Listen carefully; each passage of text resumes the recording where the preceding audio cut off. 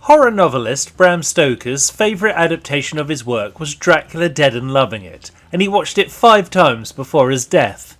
The role of Mrs. Doubtfire was originally offered to Liam Neeson, who wanted the film to be a gritty drama. Jim Carrey has a crippling phobia of chinchillas. In a 2010 interview, George Lucas said that his biggest regret was not making more Ewok movies. Adrian Brody holds the record for the most hot air expelled at a meaningless event. In Lost in Translation, Bill Murray's singing voice was dubbed by Roxy Music singer Brian Eno. Actor John Heder barely spoke English at the time of filming Napoleon Dynamite, and he took all direction in Quebecois. In John Huston's adaptation of Moby Dick, Orson Welles was originally cast as the whale, but couldn't remember his lines, so he was moved into the much smaller role of the priest. Writer-director Mel Brooks had never seen a movie until after the release of Blazing Saddles, his 3rd film as director.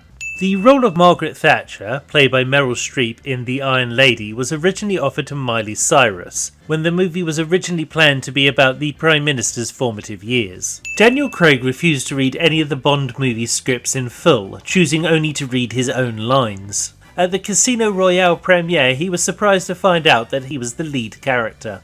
Actor Michael Keaton changed his name from Michael Douglas after being challenged in a duel by the Wall Street actor. Aaron Sorkin wrote the script to the Steve Jobs movie on a PC computer running Microsoft Windows. Hulk director Ang Lee's favourite Marvel movie is the 1990s version of Captain America. Quentin Tarantino has a large collection of ceramic cats.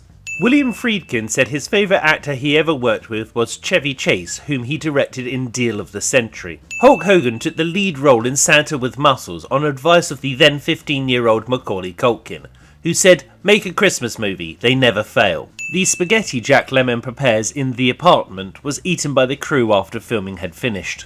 Sophia Loren could not stand Peter Sellers' constant advances while filming The Millionairess. Much of the movie was shot using split screens to keep the actors away from each other as much as possible. The character of E.T. the Extraterrestrial was played by the same actor who played the baby in Eraserhead. Hunter S. Thompson was once so desperate for cocaine at a house party that he snorted the contents of a cat litter tray. Speed Racer's production design was chosen to induce headaches in anyone over 40. The comedian Barry Humphries sued the production of Crocodile Dundee because of the similarities between it and his own film, The Adventures of Barry Mackenzie. When Harvey Keitel quit the production of Stanley Kubrick's final film, Eyes Wide Shut, Kubrick considered taking the role on himself, before passing over to Sidney Pollack. Michael Bay tried to do the Optimus Prime transformation effects practically, and reportedly spent $100 million trying to make a truck turn into a robot, before deciding to do it with CGI. Sarah Silverman demanded $4 million for her 3-minute cameo in The Way of the Gun. The production negotiated her down to $2.5 million. Kevin Costner cannot ride a horse. This scene from Dancing with Wolves was achieved by dressing up a donkey with prosthetics.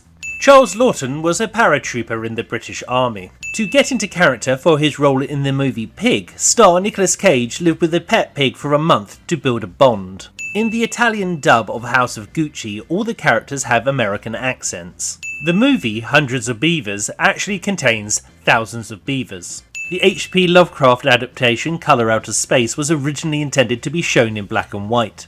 Dan Aykroyd considers The Rainbow to be the best film of his career. Clint Eastwood never learned to tell the time on an analogue clock. Jacques Tati rarely spoke in his Monsieur Hulot films because his French was so bad. Steven Spielberg chose not to direct Poltergeist because he had a parcel being delivered and needed to be at home to sign for it. The role of Buffalo Bill in Silence of the Lambs was originally offered to the Lovin' Spoonful singer John Sebastian. David Lynch once pursued National Lampoon to let him direct a movie for them. National Lampoon listened to Lynch's pitch but ultimately declined. That movie went on to become Mulholland Drive. Mickey Rooney spent 6 months in Japan in research for his role as Mr. Unioshi in Breakfast at Tiffany's. Billy Bob Thornton has been married 9 times, 3 times to the same woman. Victor Fleming, the director of Wizard of Oz, was colourblind and was unaware of the switch from black and white to colour. Gone with the Wind was originally designed to be a 4-part miniseries for the then experimental television. The new technology was not ready in time, so it was released as one very long movie. The Beatles auditioned to do the voices for the cartoon Yellow Submarine, Only John Lennon was cast, but the production wanted him to voice Ringo. He passed on the role. As a part of Simon Pegg's workout regime, he eats 2 raw onions a day, with the skin on. In The Island of Dr. Moreau, the Hog character was played by Australian actor Hugh Jackman before he was famous. The final speech in The Great Dictator was improvised by Charlie Chaplin. He did it in a single take. When the studio saw the first assembly of Dear Evan Hansen, they hated it so much that they demanded the filmmakers cut out all the musical numbers. They eventually agreed on removing 5 songs. The Elijah Wood film North got the much coveted Roger Ebert Award, which the film critic personally gives to outstanding movies which have been overlooked by the other awards ceremonies. Actor Adam West assumed that he would be reprising the role of Batman when the Tim Burton movie was first announced. He even turned up on set the first day. And that is 100 facts. If you've liked this and you want to support me, you can send me the price of a cup of coffee via this site. Do enjoy the rest of your April the 1st as I am enjoying mine. I'm Scott Kingsnorth and I'm making a movie.